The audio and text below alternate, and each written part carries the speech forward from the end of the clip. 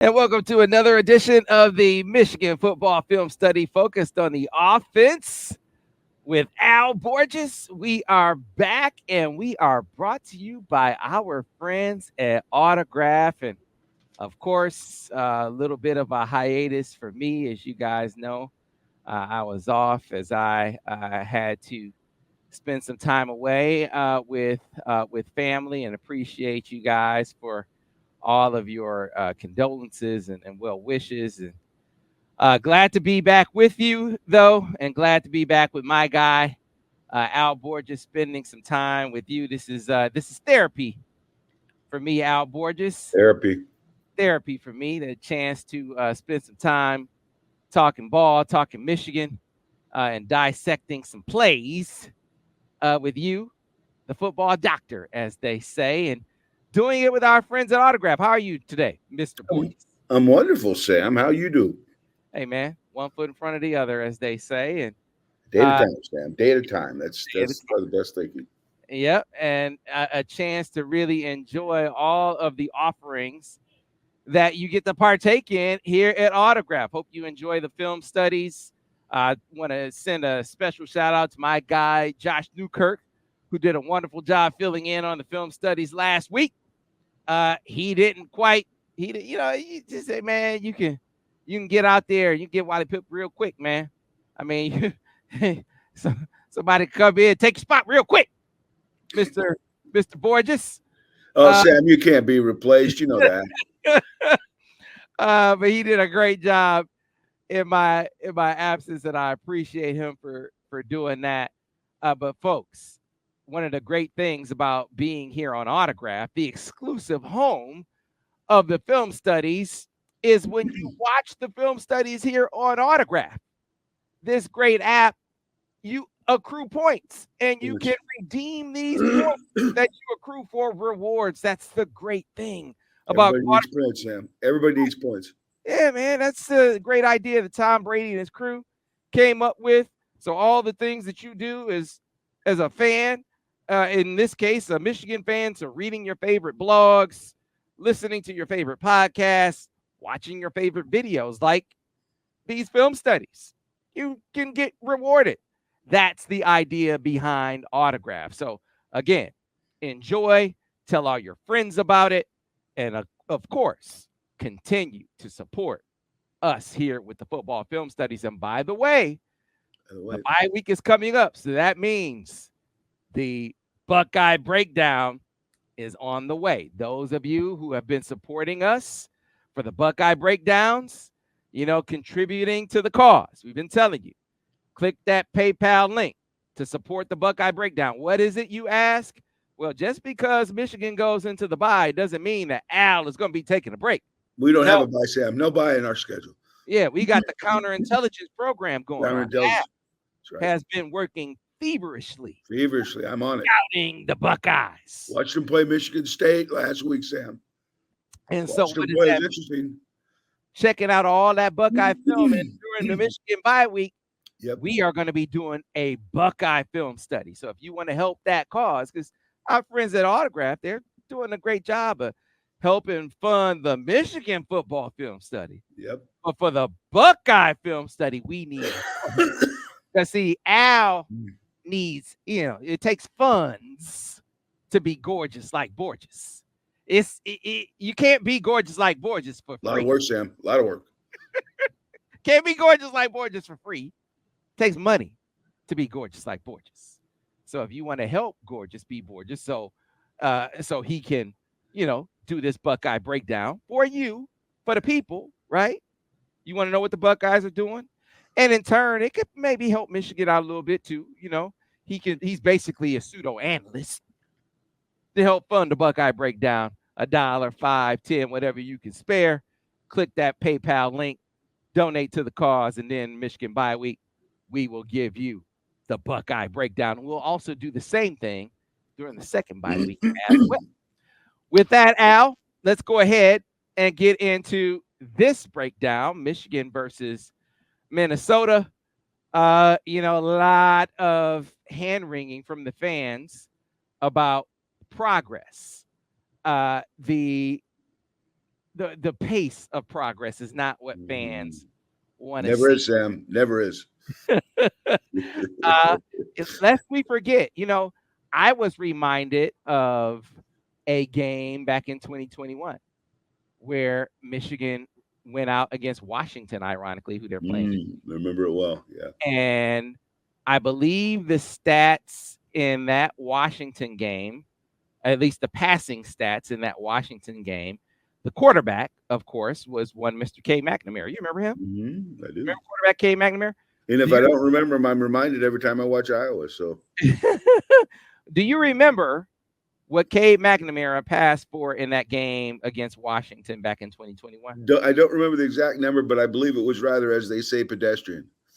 So, to give you the exact stats to refresh your memory, Coach Borges, because I do these kinds of things for you, my friend. This is what you do, Sam. Yeah, 7 for 15 for 44 yards. 44. 7 for 15 for 44 yards. Yeah, 7 for 15 for 44 yards. Now, he got better. He got better. So There's no place to go but up there, Sam. But he did get better. Yeah, it was an understatement by saying that it was pedestrian. That was I remember the stats were not real gaudy, but I didn't realize they were that low. So yeah, and so did Alex Orji. He got better. It was not, it wasn't a passing circus or a work of art by any means, but it took a step. The problem with Michigan at this point, Sam, is they've kind of created this monster with a national championship, and it becomes increasingly more difficult to feed. Now, that's not, that's no excuse, because you got to do better than they're doing. Okay, you got to get 30 points on the board. Got to show a little more balance. They've cut down the turnovers the last couple of weeks, and that's been good. But a lot of it's been due to some conservative play. But you do what you got to do to win. They got a good defense, right? You got a good defense, and sometimes you got to kind of play to the defense until you reach your stride. And I think that's kind of what the offense is doing at this point. So let's go again. See how we do on the road. All right, so let's go ahead and start getting into the plays, Coach Borges, to kind of break down where there was progress, to kind of show the fans, and then to kind of see where we can expect to kind of see the growth. Like, you saw incremental progress. So where can we expect to see more growth, like right now? Right. Like I think that's where you got to kind of calibrate the fans. Like, okay, you're telling us you saw progress. Where can we expect to see him go, Coach Borges? That's what fans want to know. So let's start to set the expectation, right? Yeah, and we kind of did that in these breakdowns a little bit. Is look at what's shown as progress, or what we've seen as progress anyways. I guess it's debatable one way or the other, and maybe a few ideas that you may see in the future to explore the quarterback skill set a little bit more. We're going to talk about that a little bit too. All right. So let's go ahead and get into the first play, Al. And here we go. This is the first illustration, Coach. Okay. Let's take a look at it. Oh, that's just so nice. Such a simple play. Why are you putting up a play so simple? Well, it shows that progress, Sam. This is what we're talking about right here. This is what the down and distance, I believe, is 3rd and 4 or 3rd and 9, is it? What is it? Yeah, whatever. It's 3rd down. Okay. He needs to make a throw. Okay. So they call it a slot out versus will be, which means the will linebackers attacking and blitzing the B gap. And they just play like a 3 deep zone behind it. Okay. Trying to get an extra rusher, give up an underneath zone, and see if the quarterback can exploit it, which he does, I think, very nicely. Okay. On the right side, I think that's Charleston, number 5, right? Mm-hmm. He runs a takeoff. He's just going to clear that press corner out of there. Get him out of there, okay? Well, you can see that's the pressure they bring. They bring the stand-up guy off the edge. They bring the tight 3 underneath, and they blitz the will backer in the B gap, okay? So just understand that, because the reason we drew this now is because that safety is going to rotate down to basically cover Loveland, although I think he's in zone, okay? but it's his responsibility to guard the flat. Okay. Loveland. Well, then you got this guy up here as well. Oh, I'm sorry. What am I missing? The fourth guy. Yeah. You get the Safety guy. rotates down. Again, it's not man to man, but he's just playing flat. Okay. 3 under, 3 deep, basically. There goes Loveland. Little 7 or 8 yard out. Okay. A little simple route. I used to call that Ohio, out for Ohio. And on the other side, you got Kendrick Bell running an over route. And then from motion, you've got Morris running a dig. He kind of arcs around Bell, pushes straight back up the field and dig. Now he's the backside of the progression. Later in the game, Alex does a great job of getting to that dig. It's not the same play, but same concept. Okay. So he knows that if he doesn't like any of those front side reads, he just kind of flips his hips and looks to that over route and that dig coming in behind it. And then just as an outlet, he's got Khalil slipping into the flat. Now, they turn the pass protection to the right. You can see all those linemen turning right, and then Hinton blocking the big man there to the left to handle that blitz. Okay? They got to handle that blitz. Otherwise, that blitzer will be right in the throwing lane of the throw. Okay? But they do a nice job with that. And that ball just goes straight out to Loveland. First down, move the chains. But watch how seamlessly Orji does this, which is, it seems like a simple play it's not. There's a lot of stuff going on here. 1, 2, 3, plant, drive it, right smack on his outside hip, right where you want it. Drives right through the throw, good finish, move the chains. Now that's what he's capable. I put this on there because he looks so composed. It is a pressure. They are blitzing. He throws the ball unperturbed, right on a dime, with no problem in a third down situation. It isn't a scramble run or a scramble throw. It's simple pitch and catch, which a lot of people have doubts whether he can do with consistency. I think he can with more reps, okay? And this is an example of it.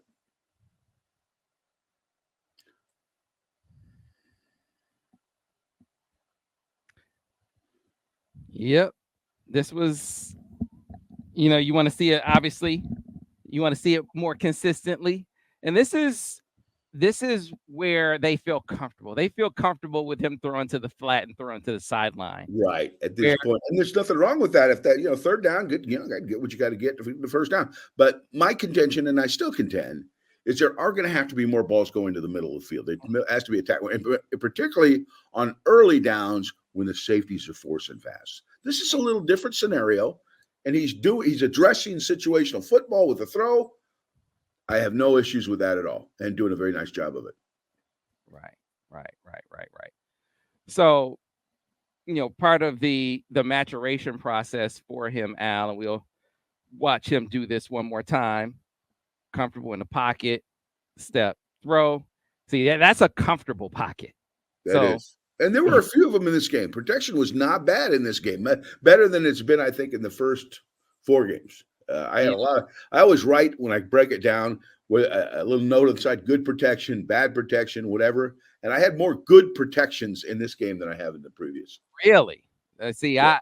I think part of the there are a couple of pieces of maturation that I want you to speak to, and we'll obviously talk about in the the breakdown as well with the people. The part where, look, you gotta figure out how to throw in traffic, Mm-hmm. how to deal in traffic. Mm-hmm. And then the other part is how you, when you're on the run, and this is something that we saw JJ really get good at. Oh, he developed it though, Sam. He wasn't good at it the first year. You know where I'm about to go. You know where I'm about to go right ahead. No, go ahead. Finish what you were saying. Al Borch is about to read. He's about to read my mind. Yeah. JJ, when he would run, he was running. When JJ first started, when he ran, when he broke contain, he was running. But you saw last year, every time he got out of the pocket, Al, his head was looking downfield. Eyes up, eyes up. Exactly. Exactly. And that made such a difference. I don't even know where to start with that. Because when you got a mobile quarterback like JJ it was, still is, and Orgy is you can buy time for big plays if you're patient enough to look up the field once you break contain or work underneath the pocket, which is even better because now you got this whole field still stretched. Okay. But so often, Sam, when you take off right or left or whatever, what's the defense do? If they see you as a threat, they break coverage. And if you can find those holes, oh my goodness, there's so many big plays out there. Yeah, see, this is one of those places where, so I said, Al, help us, help fans set the expectation. Where can we reasonably expect him to grow? And I think this next play that we're about to show is one of those areas where we can reasonably expect him to grow. Yes. This is very coachable. This you can learn this in a flash just by showing film. It'll jump out at the quarterback. And this is a prime example. Now, it's 3rd and I think 9 to go. So he got the first down. God bless him. That's wonderful. But I've always said this, Sam. You run for yards, but you pass for miles, okay? He breaks contain, runs for the first, move the chains. Everybody's excited, right? And the only thing that would have excited him even more is if he broke contain, looked up and saw that receiver, and I believe it was Loveland, or I can't remember who it was. Colston Love runs right by the corner. Watch this now. Now, I want you to pause it if you can once he breaks. That's excellent pocket. Look at that. Great job now, Freeze. OMG. I know what that means. I didn't even know what that meant before I'd see it in text and stuff. OMFG. OMFG. I'm not even going that far. F in there. Yeah. Okay. But you can see with all that, look at Colston Loveland. And as soon as he saw Alex put that ball under his arm, the guy left Loveland. And that's what they do. That's what I always tell the quarterback. I said, if you put it under your arm, keep your passing grip on it because you may have to spit it out fast and you don't want to have to regrip the ball. So keep your passing grip on it. As soon as he saw Alex take off, you just flipped that ball up and you had 110,000 fans going Jack Batty. Look, oh my goodness, look at that. See? Now they'll show him that. He'll see that and you watch. It'll change. So here's the thing. So obviously, this is, to me, what if you're Kirk Campbell, if you're Sharon Moore, what Alex did on this play, if you're in the film room, you're saying, great job. Now, I'm not saying what you're saying, at least to me. You're saying great job because I'm sure they told him, God gave you legs, young man. If it's when in doubt, don't think, go. When in doubt, don't hesitate, go. And he went and he got the first down. They scored on this drive, Coach Borges. Mm-hmm. If he hesitates and he thinks and he gets tackled and they're off the field, well, guess what? He had an opportunity to run for a first down and he didn't go for it. So in this instance, I think as his coach, you got to like what he did because he extended the drive. But this is a coaching point. You're a coach. I think you just coached him up really well. You did a great job, young man. But next time, now that you made this play, next time, see if you can make an even bigger play from this. Exactly. See, there's only so many opportunities during the course of the game to hit an explosive pass. You know what I'm saying? A lot of chances to get underneath throws and, 15-yard gains. Only so many opportunities to hit explosive passes. And that's how you got to tell them. So this was an opportunity to hit an explosive pass. What you did kept the chains moving and resulted in a touchdown at the end of the day. For that, God bless you. Great job. I've been encouraging you to use your legs, and you did it. But there is another part of this. There is another part of it where your legs can buy you time for an explosive pass. So let's put it in the file. Remember it. I think And move on with it in mind. I think a fan watching it will say, he should have made the throw. Oh yeah, sure. And after he matures, he's going to tell you that, and I'm sure that's what JJ McCarthy would tell you that. But this is where we are, Sam. Do you understand? This is what people don't understand. I think about the Michigan offense is JJ McCarthy had done the same thing, okay, 2 years ago, but he wouldn't have last year. Why? Because he's matured in the position. He understands. Every time you take that snap's a new adventure, Sam, and nothing happens exactly the same twice in a row. So you have to experience things, use some basic guidelines that you've been coached with, and respond with some instincts and some understanding. And with more playing, the understanding will come. You already kind of have the instincts. Yeah. How I take it is, and it's a reminder. I guess my whole point is his second start. Yeah, his second start. Work in progress, Sam. But I keep coming back to, you can't expect him to make the kind of plays that JJ made in year his 3. Second start. Yeah. In his second start. Right. Yeah, that's exactly right. That's going to come. Thank God they got a first down. So even though he did turn down a touchdown, at least they got the chains moving and ended up scoring. So that's good news. It's good news. It's not bad news. It's good news. You just still got to coach him. You still got to coach him. All right. So Al, now it's time to get to the next play, and it is another show play. We got a couple show plays here. We got to evaluate this here a little bit, Sam. We talk ad nauseum about duo plays, right? Duo plays. And I think the listening and watching audience kind of knows what it is, or at least has an idea what it is. Yeah, we do. And interesting thing. We saw teams take duos off the table last year, early last year. Yes. And it looked a lot like this play we're about to show. Right. All right. Let's see what we got here. Now, what they did, Sam, pause that just a beat. Right. They got the left tackle or the tight end. They took a tight end. They're a little short on tight ends, right, in this game.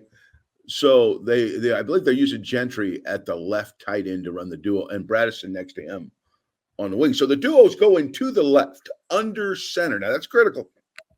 So let's watch the play. All right. Ooh, can't block him. We can't block him, Sam. And if you look at it, the rest of it wasn't blocked all that bad. On the duo, everybody blocks back. The Mike linebacker fills inside. So, Sam, if the Mike linebacker fills inside, what's the back supposed to do? Go outside. Go outside. Exactly. Go outside. So that's what he does. Problem is they got a safety out there. Oh, I don't like that. He misses a tackle, but slows him down so the posse can get there, Well, look at that shot. It's what? That's 1st and 10. And they're all up there. They're all up there, Sam. So how do we separate this defense? How do we get these guys handled if we can't block them all? What do? We read them. So, and we're going to show that in just a minute too, because this is really the same play, different formation, but same play. This is 2 plays now. 2 plays later. 2 plays later, we get in the shotgun. Now the shotgun, that outside guy that made the tackle has to either play the play or play the quarterback. Okay. And if you watch now, he's not on the line of scrimmage here, but he does come up as soon as the ball snapped. This is a very pretty play. I think this breaks for a 27-yard touchdown. But the idea on this is now we're going to make people play the quarterback and hopefully separate the defense some, which you can't do under center. That's what's hard. You can't do that under center. So can you identify that outside guy for the people? That outside guy is the first man outside the wing off the ball. Okay? Off the ball. Now, watch his reaction, because last time the ball hit the other way. This time the ball cuts back, so it's not as much a factor. The defense responded differently, okay? But this time the ball comes back, you're good to go. You don't have to worry about the outside guy. But had they not allowed this to happen, that guy that's coming up there has to play the quarterback or knife inside, allow his people to cancel inside gaps, and either take the quarterback or not take the quarterback, in which case the quarterback can now pull the ball, and now that guy's blocked without even touching him. Mm-hmm. See him looking at the quarterback there, Sam? Mm-hmm. Good job up front. This is really handled well. And the Mike does come inside, but Khalil just runs away from him. He sees a hole. You know what I mean? His instincts tell him there's a hole to the left, so he runs to daylight and allows the right tackle to kind of chip off the Mike linebacker. They didn't block him very well, but because he got caught in the middle of the hole and the backside guy is held with the quarterback, the Will gets picked off. This is the same blitz we just watched by the left guard. And there's the hole. Again, could it be that the Mike was concerned about the pull, Sam? Could that be? Absolutely. That's possible too. Let's do it. Let's do it one thing at a time. So first of all, the outside guy that makes the play on the duo before. Mm-hmm. Let's talk about him being controlled by the read first. Right. He's got it. Talk them through that first. Okay. The difference under center, there's no threat of a pull. He can indiscriminately close all he wants, just like you saw in the last play, right? Mm-hmm. But as soon as you gun it, now you watch his eyes go straight to the quarterback. He is canceled by the read phase of the play. In other words, you don't have to block him because either he's going to play the quarterback or you're going to pull it, right? He's going to play the running back or you're going to pull it, okay? So that's one phase. Phase number two, in the shotgun, why isn't that linebacker in the B gap? Because I'm betting he's getting his ass chewed for not transferring over the top and scraping to make this play. Right. That tackle has no angle to block him, Sam. He's coming from three displaced guys to chip off the Mike linebacker. Well, I don't know. I'm not in his head. All I can go by is how he reacted. Yeah, and the way he reacted is he held for a beat, maybe just half a step. And sometimes that's all it takes. Yeah, we'll see from the other vantage point now. So Klatt in the on the TV copy, he said there was a stun on that. There was a blitz. Okay, the Will looked like he came. Looks like the same thing as they ran a little bit ago. Yeah. So here's what we know. So the Mike, even if the Mike was supposed to come over the top, even if that was his assignment, here's what we know. He hesitates. He hesitates. He definitely hesitates. And the B gap, or the B gap is they don't gap it out, right? They don't gap it out. And where's his eyes? See? Look at the Mike. Last time, remember, Sam, last time the duel was running, where did it hit? It hit behind the tight end wing, right? Mm-hmm. So he's thinking, that's a duo formation. There's a good chance it's hitting behind the tight end wing. But this time I got to be more increasingly aware because he's in shotgun and the ball may be pulled and run around the edge. Okay. So you can see his eyes are not on Khalil Mullins. And the outside guy who made the play last time, his eyes are not on Khalil Mullins. Who are they on? The quarterback. Okay. Well, so this is my point. Look at two guys. Look at two guys. You see the Mike, and this is a great picture. The Mike, look at the guy. So you see Alex Orji, and just look straight ahead from Alex Orji. You can see the Mike. Yep. I mean, that's the picture right there. And now look outside. Who is that guy looking at? The quarterback. He's looking at the quarterback. He kind of has to. So, okay, so let it run. Let's see what happens. And you can see the right tackle, Link hardly even blocks him, but that's hard block because the guy's hitting away, but just enough to spring it. All right, all that said, what's the moral of the story, Sam? Please explain. quarterback is accounting for guys, and he's not even carrying the ball, Al Borges. That's right. So if you're going to run the duo with Orji, or you're going to run the duo 10 times with Orji, you would probably be best served Running to do it with him in shotgun. And I'm not saying you got to abandon all your under center duos, because those have been very good, because they have plays off those that are good. So, but I think it should be more the rule than the exception that he run this play out of shotgun just because of his skill set. Well, I'm sure, they would probably say they got some play action stuff. Oh, no. Hey, did you watch the Lions play last night, Sam? I know you did. Why'd I ask such a stupid question? You know how many times they ran a duel? They ran it a bunch. And you know how many times they ran a shotgun? None. Why? Because the guy under center is never going to win the 100-meter dash, okay? But he sure as hell can do a lot of other stuff, i.e. play action pass, and the ball never hit the ground, I think, the whole night. So they accommodate the skill set, right? That's what they do. No doubt. You also have to kind of play to your personnel, though.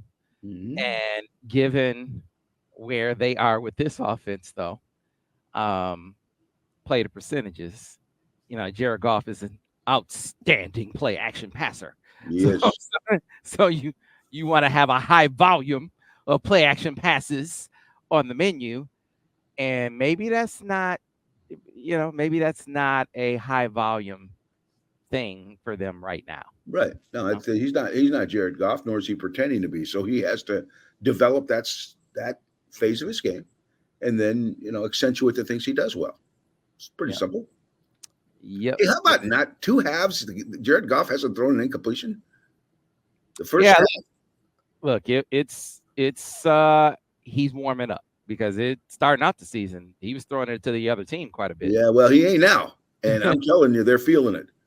Yeah, so all right, Al, let's get back to the telestrations and talk about the trap pass. Okay.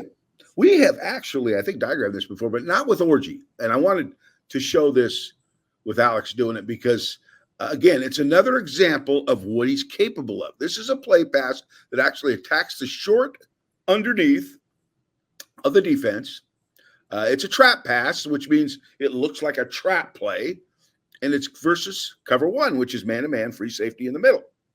Okay? Okay, let's go ahead and show them that. There it is. Everybody's locked up. Free safety is protecting the post area. Okay? Two linebackers kind of have the back. But what we got here is we got a good matchup. We got Colston Loveland on their nickel guy.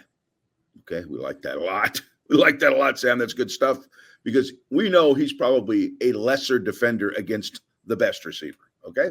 That's good stuff. All right, these two guys, outside receiver runs a dig. Bredesen runs a wheel. They're part of the deal if Loveland isn't open, okay? But you're going to see Loveland is open, so they never really become a factor other than they take people out. Loveland runs a little short dig route right in behind those linebackers who we're hoping will bite up on that trap, okay?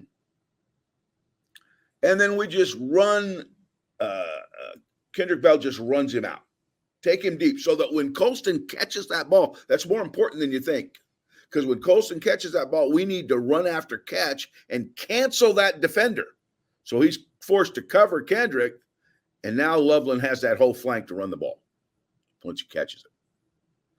What's it look like? Up front, we go down with the right guard and down with the right tackle. They take their respective gaps. The center pulls, not the guard. The center pulls because he's got a 3 technique backside. If he didn't, the guard would pull. The left guard blocks that 3 technique, and the left tackle blocks the stand-up. So we're nice and sound up front. We got to come off hard. Make them believe, make it look and sound like a run. You hear me say that all the time. That way we pull those inside linebackers up, have a nice free throwing lane. Here comes Khalil across the formation, takes the fake.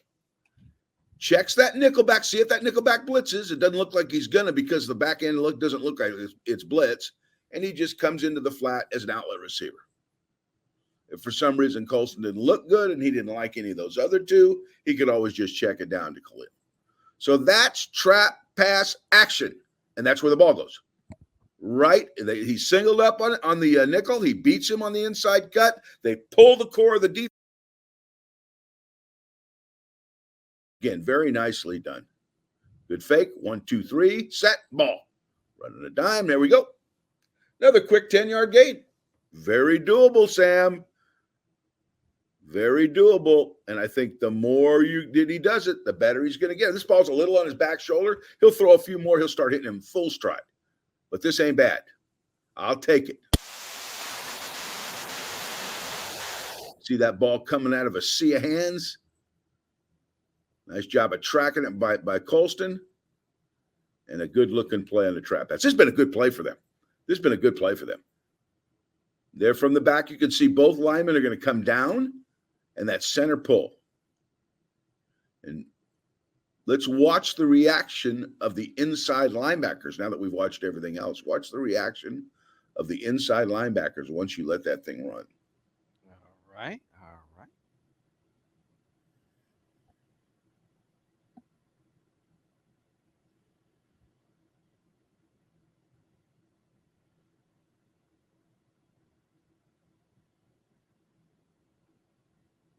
See him come up, Sam?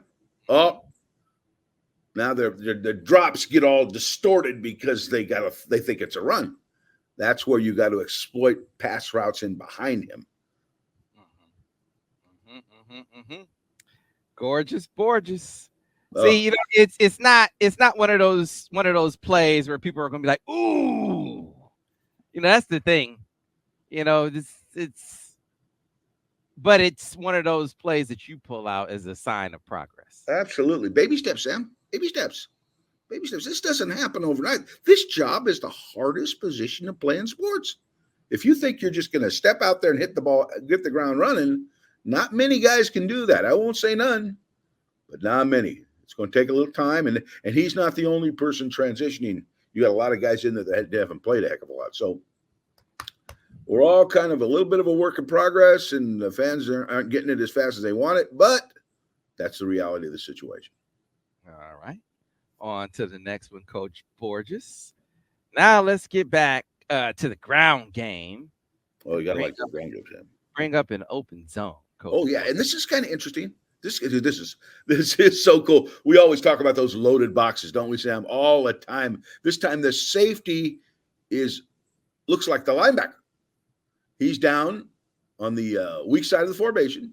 It's going to be an open zone, a zone to the open side of the formation versus under defense, which means they've overshifted their nose guard and their defensive front towards the tight end. And they're just playing a real tight cover 4. Why not? Why not? This team runs the football. They are on the 16-yard line, and it's 1st and 10. They're going to say, hey, if you're going to throw it, feel free. We got to stop the run, okay? But what they don't realize sometimes, I guess, and maybe they do, we got Khalil Mullins. And Khalil's pretty good once he gets a little head of steam going, okay? So let's see what happened and what some possibilities might be, okay? That's an unblockable dude. Could we run an RPO here? That's something to think about maybe down the line. Maybe incorporate a little RPO. It kind of fits. And all you're doing in an RPO is instead of that guy come barreling in the line of scrimmage, run a little slant there. And it may not even be off this play because usually on RPOs, you got the back on the same side as the RPO. So maybe something, but it's something to consider maybe down the line if that safety just keeps making the play. In this case, he can't make the play because Khalil basically runs over it. Just food for thought. Who knows? Okay, right tackle steps out to engage that wide stand-up guy, okay? Center and right guard double team that 3 technique to the mic, which frees up that safety in the hole, okay? Now, what could happen? Freeze that just a second, Sam, before you go. If they saw the safety soon enough, they could have targeted him and pushed the whole front to him. They just didn't do that in this instance, okay? Backside left guard and left tackle and tight end, they all come off at zone. They zone to the nickel. So you got everybody blocked but that safety. That's Khalil's guy. Khalil's, again, I'd say Khalil, no block, no problem. You'll see that in a second. We come back and run a little jump motion and then swing him out of the backfield for a bubble. So if for some reason someone blitzed off the edge or was a real factor in the play on strong side, he could throw that bubble. But the only way he's going to throw that bubble is if that outside receiver blocks for the bubble. Okay. We call that run control, form of an RPO. And that outside receiver either has the corner, but if he sees that the corner, the safety is more of a threat, he'll block the safety and bring the corner with him, hopefully. Okay? So that's his job on the bubble, block the most dangerous man. Khalil's going to take the ball, attack that gap. Receiver cannot get. He's supposed to block down on the safety, but he can't get the safety, but Khalil wins. This is where the RPO may be, another answer. Or retargeting the front to account for the safety. These are all things. But you can't in this case, so basically Khalil is one-on-one with the safety in the hole. The hole. Yeah, in the hole. He's one-on-one with the safety, but it's not in the secondary. It's in the hole. Which is, tough sledding, but not ideal. No, it's not really what you want. Yeah. You'd like something to counteract that trigger, okay? And a retarget or an RPO would help with that. But, after that fact, guy says, I don't need an RPO. I don't need you to retarget it. I'll just beat him. Hey, he wins the argument. Great job. Show it to you live one more time.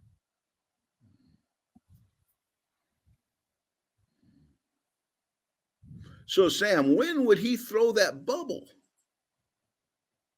Was the bubble's part of this play? He would throw that bubble maybe if that one of those guys blitzed off the edge. Or if they worked their way into the box so much that you felt like you were shorthanded. Mm-hmm. That bubble could be a factor on this play. It just doesn't so happen to be in this play, in this instance.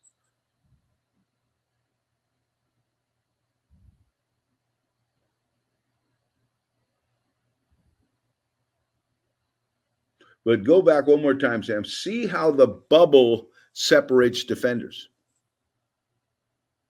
Without watching what happened on the play, just watch the upper part of the screen, the safety, the nickel guy, the linebacker, the nickel guy. Watch the reaction to the bubble and see how this spreads defenders.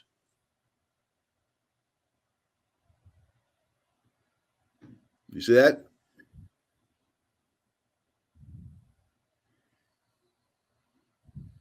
Had a similar effect to the possible pull. Yes, sir. Yeah, so that's great play by Khalil. Great play by Khalil. Incredible. Yep. Saying that a lot these days. Number 20, you remember we were talking about identity and what can they hang their hat on? They can hang their hat on number 20. Yes, they can. And he hadn't let them down, I'll tell you that. Yeah, they can hang their hat on number 20. Coach Borges. All righty. Let's get right back to the plays. Coach Borges. And so this next play was the subject of a lot of conversation during and after the game. This was a play that if it's made, I think the conversation about the game is a lot different. Lights out. Yeah, this would have been lights out. And I have, I studied, every time they throw an interception, I look at every phase of the play. And the biggest thing, everybody's always watching the receiver and how open he is and the throw and all that. But the protection usually, to a large degree, is part of the reason, all the reason for the interception, or at least part of the reason for the interception. And I think that's at least a little bit in this case, okay? This was very, very well-designed play. And God knows wide open receivers, but there are other factors here, okay? Okay. Go ahead and get it started. This was a 3 vertical, which means you got one dude crashing across field and 2 other guys going vertical with the X shallowing, okay? He comes underneath those receivers, kind of as a check down receiver, okay? Versus undercover what? because I don't know what they're doing here. I have no answer to this coverage because I don't know what the coverage is. It looks like it could be cover 4, but they certainly don't respond that way. There's a mistake here somewhere. There's a bust on this coverage. Okay, we send Donovan in short motion and send him right down the right sideline deep. Okay, he's one of the verticals. Then we take, I believe it's Morris, and we run him. I call it a crash route, cross the hash, about 18, 20 yards deep, just to kind of pull that safety out. Okay.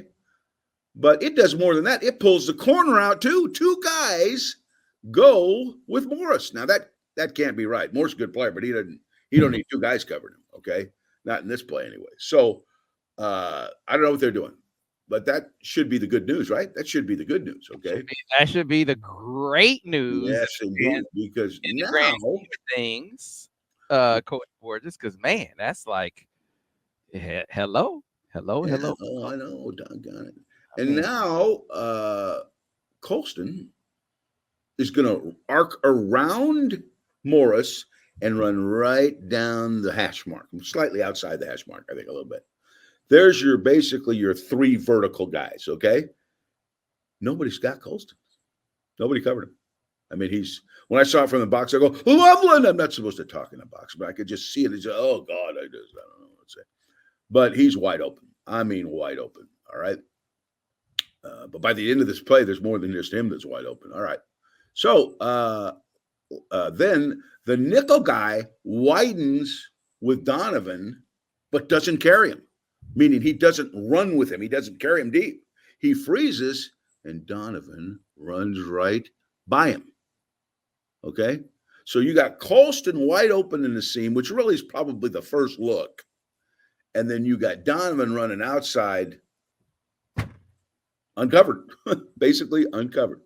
Like I said, I don't know if this was coverage they really was running executed well, but all right. So now from the backside, we got, I think it's Moore, Frederick Moore. He's running a shallow cross, and he's going to kind of be the guy that you throw to if everybody gets carried and nothing looks good down the field, which isn't the case here, but he's kind of the fail-safe dude, just in case you don't like your primary looks, all right? And you got another guy, too, Khalil. You got the defensive reaction. The defense, yeah, the corner chases, and the safety kind of plays quarters on the backside. Sorry about that, jumping ahead. The corner chased him, and the safety just kind of dropped back, played his relative quarter of the field. Okay. And then Khalil check releases and runs a little swing. He's kind of an outlet guy, just in case everything's ugly. Everything's ugly. He's a guy that you could go to as an afterthought. Okay, all right. Then, but what happens is the left end beats the right tackle on an up and under. Okay, and Alex sees it. I mean, how can't you see it? You take your drop, and there's this dude going to be right in your face. There is nowhere to step to make the throw. Now, had there been, my bet is he'd have banged it right now. He'd have hit that back foot, maybe quick hitched it and drove it right to Loveland. But I don't think, not only can he make the throw, I'm not sure he can see it with that guy standing or rushing right into that throwing lane, okay? So when Alex sees that, he instinctively does the right thing. He fronts out, okay? He fronts out. But when he fronts out, 91, the nose guard kind of comes in behind him because I think it's a delay ET, okay? Because the left end is coming inside and the tackle is wrapping around to contain, I believe. When Alex starts the front out, keeps his profile perfectly. God, he does just what you want him to do. But 91 kind of comes right into his vision and kind of throws his hand up and kind of forces almost like a jump throw. It just didn't look natural to me, okay? And the ball wobbled and floated and drifted inside because he still got Loveland. He still got him, but I think 91 distorted the throw enough to where it was errant and went inside, and the safety made a very nice play on it. But he's thinking right, and his footwork's good, okay? He's just got to understand how to finesse the throw in traffic. Pause if you can. Okay. Oh, you can see Loveland is wide open. He's still open. That the safety had to spin back to make this play, and you can see him that we showed you on the diagram. He had to spin back. They're all going for more, and only the floating pass. But watch 91 now, and watch Alex on the throw. See, he's not even that close to him, but he feels like he's got to get it over him. So you can see his footwork is kind of a wacky when he releases a ball, almost a jumping type action, rather than putting your screws in the ground to make the throw, and it floats. So was 91 going to sack him? Nope. I'm not sure 91 was going to hit him, but he was close enough where he felt like he was being harassed enough to alter the throw a little bit, and that's what made the throw, Aaron, in my opinion.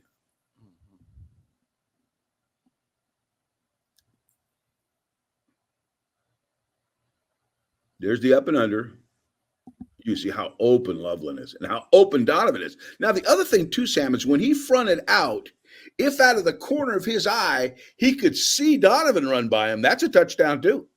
That's a viable read because the nickel didn't cover Donovan. So that, too, is a viable read.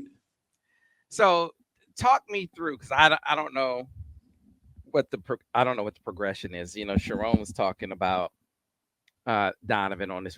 First, Alex said, "Hey, you know, I owe Donovan one. I got to get to Donovan on this play." I think he wanted to give a nod to he was wide open. But you know, the vantage point in the box, it was like, man, you got Colston Loveland screaming down the middle of the field. How do you even begin to turn that down? No, you're not gonna. But in a perfect world, in a 7-on-7 drill, you throw it right to Colston and say next play, right? This isn't a 7-on-7 drill. There's rushers. So you could see if he could have thrown it on time, Loveland's the guy. Okay. But when he fronted out, I think then Donovan became much more viable. Okay. Gotcha. So I can see why they're saying what they said. Either guy off the front out could have got the ball. Had he got the ball up and down faster, Loveland would have caught it. Everybody would have been happy. But the free and easy guy was Loveland. Yeah. So first read, if you can get it right now, Colston, like because you see it. That's just once too open to come down. Yeah. Once you front out, all right. Now clearly, that's why he's saying, okay, now I got to get to Donovan. Right. Now another thing that could happen, Sam, is really the vertical guy and Donovan are progression 1A and 1B. If the corner did not chase the crash route and had kind of split the difference between Donovan and Colston, now Donovan could be the first read just as easy, but he didn't. The corner chased it and left Loveland wide open. Again, in perfect protection, that would just have been a pitch and catch, right? But because so many other factors happened after the fact, that now Donovan, I think, became a read more off the front out than he did off the get-go, if that makes any sense. And that's just my take on it, and they may think differently, but that's how I saw the play, right or wrong. I don't think you're off base. I was just trying to, because Devin was very much like you. He was very much of the same mind. It's like, hey, Colston's the guy. He was like, Colston's absolutely the guy on this play. Right. He's like, what did Boyd just say when you said? Because I was like, I asked Al. Oh, he was interested in my take on it? Okay. He was interested in your take on it. I said, Al, it looks like Colston was open. And he's like, oh, I thought Colston was the guy. Yeah. And he said, okay. He said Colston was the guy. And then, but this is this point. Once he feels pressure and now you're moved off your spot and you reset, circumstances change. Now there's no one on Donovan. No one on Donovan. No. So no, but that coverage was a mess. They got away with murder. They got an interception, and that was a bust. I promise you. If that's not a bust, and they were doing the right thing, they ought to throw that coverage out of the playbook because that's not going to work with any consistency.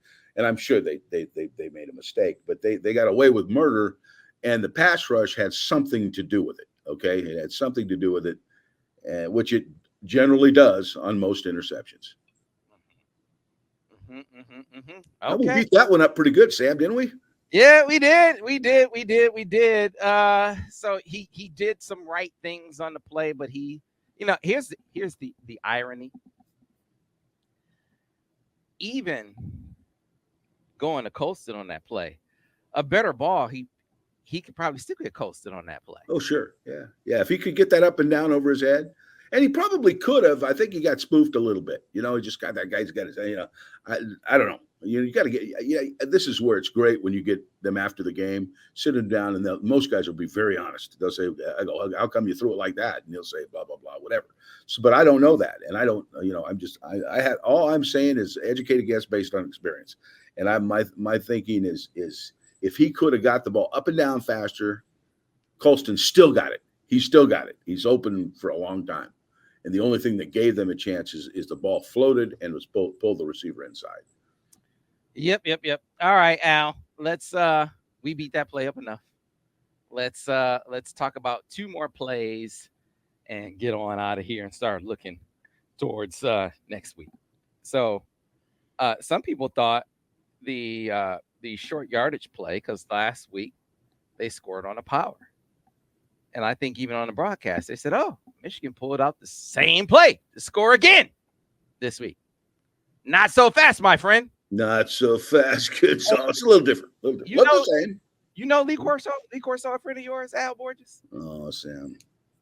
I know Lee Corso. Yeah, I do. Yep. Oh, sounds like he's not a friend of yours. No, Lee's great.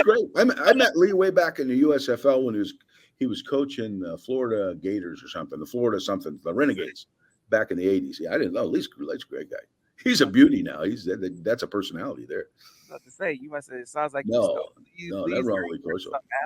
You take Lee's woman or something? No, Lee's fine. I like it. You want a few good laughs. Hang around Lee Corso. He got him coming. All right. So next play, Gorgeous Borges. Let's bring up not power for the touchdown, Gorgeous Borges. Instead of power for the touchdown, we're going to show G lead for the touchdown. Sam, whenever you say that, a little tear comes to my eye. It does. It just, I don't know. I called this play so many times in this situation and I see it score, and it's hard for me to hold back the tears. It's really, really, really near and dear to my heart. I told you in another time that we did this, that this play for me over the 30 years I coordinated scored more touchdowns than any play that I ever called, only because it was always inside the 5-yard line. But that's still a factor. All right, take that back if you would. You can see, oh, look at that bully, just bullies him. All right, right there, Sam. It's a little wet lens, but I think we can figure this out. Sam, you think maybe they're thinking that Michigan's going up the middle? Yeah, they're looking for a wedge play. I promise you, they got them all wedged up in there. They got two guys over the center. They brought they got 6 dudes inside the tackles. Sam, 6 dudes inside the tackle. That's a lot of guys. So they're thinking this is probably a wedge play, but they thought wrong, okay? Because the G play, meaning the front side guard pulling, G is the front side guard pulling. O is the backside guard pulling. Last week, they ran a power O for a touchdown. Backside guard pulled, front side guard blocked down. This time, the tackle and Gentry, the extra tight end, blocked down, as does Klein. Okay? Klein's got the toughest job of them all, Sam. He got to collect that stand-up guy without him leaking, because that guard's got to be able to pull through clean, right? If he gets knocked back, gets his ass kicked, then the guard can't pull. So his job is to, if you get your ass kicked, get it kicked with dignity. So that means you hold up just enough so that guard can get around, okay? So they put all those dudes in there. And the center on this play, Sam, he's almost got to block like 2 guys, because he's got to block the guy in the near A gap and the guy over the left guard. If you could watch that one more time. And everybody else just steps down on the backside, tries to cut their dude off. Bredesen finds the entry point. He becomes the new guard on the snap of the ball. He steps forward. He's now where the guard left. He's now the new guard, and he just leads him right into the end zone, blocking the most dangerous man off the guard's kick out. See, there's Bredesen. He's the new guard. Now, boom. And then a lot of times, I've said it before a million times, you can't block the backside linebacker. You try like hell to do all you can, but so often that's the backs guy. And we tell the back that on this play. Hey, our odds of getting the backside linebacker ain't very good. Your job is to go in there so that he gets you sideways and you'll fall forward. Don't let him hit you a full frontal shot because he may knock you back, although I'm not sure they can with Khalil. But with most backs, if you take a glancing blow, you're going to fall in the end zone. All right, one more for the road, Al, and we'll end on an Alex Orji note. This was okay. Again, Sam, there is a light at the end of that tunnel. This is just simply 2 out routes, okay? And he's just throwing it from the pocket. But look what happens to Alex. Look at how good a pass that is. But this time, they're in a split front, okay? Both linebackers are up. They got 2-3 techniques. Now watch where the ball. This is good ball. All right. Now let's watch what he had to deal with here. Oh, goodness. Where did they come from? Go back to the wide angle real quickly. And those linebackers show like they're going to blitz, force the back to block inside, which frees up the widest guy who hits him on the throw, but he still completes the pass. Occupational hazard, Sam. He had to beat him with that throw before that guy could hit him. And he did just that. Good throw under pressure. Isn't a first down, but it is progress. Yeah, and then I thought his best throw of the day was, I thought it was his second read, the backside dig. Devin said it was the fourth read in the progression. Yeah, that backside dig. It probably was. I thought that was his best read of the day. This was the best throw because of that right there. Okay? Because of what happened to him at the end and the amount of duress that ball had to be delivered with. Boom. Sam, you want to sign up for that job? A lot of times they don't see that. The fans don't say. They see the catch and all that there. But then you watch it after the fact, and the quarterback gets cut in half. You wonder, was this after the interception? This was before the interception, right? Oh, I'll tell you when it was. It was after the interception. Oh, it was after the interception. Okay, that makes it more impressive. He stood in there. Yep. Just remember, you said he got spoofed a little bit before the interception. Here, he stands in there. Oh, wait a minute. The interception was at 4:35 of the third. This throw was at 14. No, this was before the interception. I take that back. Yeah, so. But it's just an impressive throw under a lot of pressure, with a free rusher. Yeah, this is part of it. It's part of the maturation process, being able to stand. Yeah. Take a shot and deliver the ball. Take a shot and be willing to transfer through a throw in traffic. That's where the rubber meets the road for a quarterback, okay? This ain't no 7-on-7 drill, okay? This is a real deal.